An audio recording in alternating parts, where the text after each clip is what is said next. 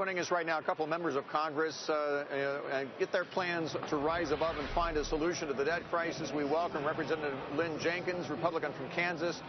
She's vice chair of the GOP conference, and Representative John Yarmuth, who's a Democrat from Kentucky. Thank you both for joining us at this point. Representative Jenkins, did you hear anything from the president that would move this discussion forward? Are we any closer to an agreement at this point? That we have been asking for is to sit down and have a conversation about the parts of the funding bill that we disagree on. And so it's my hope that the president is softening towards that and will agree to just visit with us about how to move forward. Would you be willing to vote in favor of raising the debt ceiling?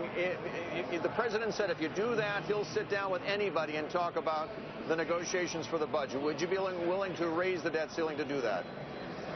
Well, if we had some parameters in place, but look, I don't think raising the debt ceiling without fixing the underlying problem, which is this runaway deficit spending here at the federal level, is a responsible thing to do either. Yep. Continue. Well, this administration, I think, came into office with $10 trillion in national debt. We are approaching $17 trillion. So that's almost a $7 trillion increase in our national debt in 4.5 years. When I ran for Congress back in 2008, I did so because I was unhappy that the Bush administration had added $4 trillion to the national debt over an 8-year period.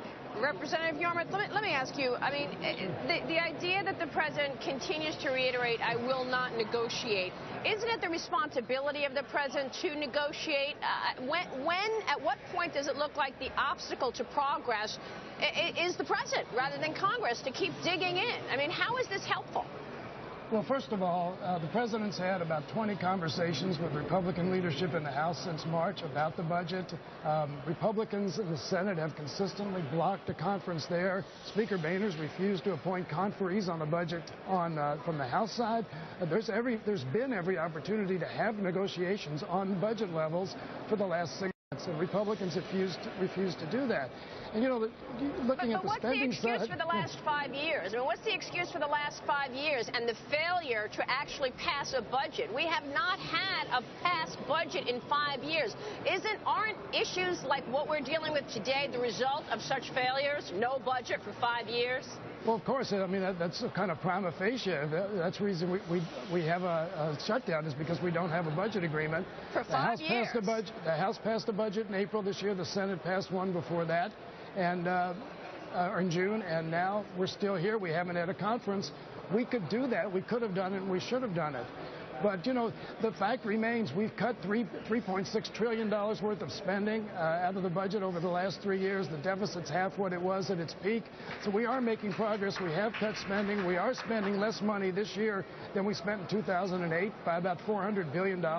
So there's been a lot of progress made, in this idea that somehow things are getting worse and worse and worse is not borne out by the facts.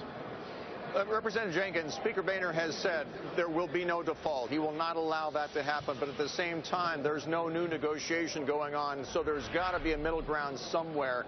There's got to be something done to either have the continuing resolution passed, the debt ceiling raised so that negotiations can begin, or something else has to happen. What is that something else that's going to happen that's going to keep us from defaulting on our national debt here? A simple conversation between the two sides that see things differently. And right now, that's the only component that's missing. So we invite the president to the negotiating table. We invite Harry Reid. Our last offer on the CR to the Senate was simply to appoint a conference committee. Our appointees have been sitting at the table now for over a week, waiting for Senate negotiators to show up, and they have not shown up. So and they have said they will not do that until there's a continuing resolution and a debt ceiling bill passed in the House. But you're saying that's not going to happen until they sit down. So we've got the classic catch-22 here. Let me just ask you, because we're running out of time here, can you both of you, I mean, both Democrat and Republican, can you guarantee us that there will not be a debt default? Representative Jenkins, you first. We certainly have absolutely zero interest in defaulting on the debt, and we don't understand why the president would want to do that. Congressman Yarmouth? There are 200 Democrats that are ready to vote on a debt ceiling increase immediately and would love to do that. But you can't negotiate the kinds of things Republicans want to negotiate in 8 or 9 days. That just doesn't work. We couldn't do it in months and months and months back in 2011. And all of this stuff, even if it's resolved this week or before next week, we'll be back at it again in 6 weeks or 2 months. And that's why this kind of hostage-taking negotiation we can't do. All right. Thanks very much to you both. Thank you both. We appreciate it.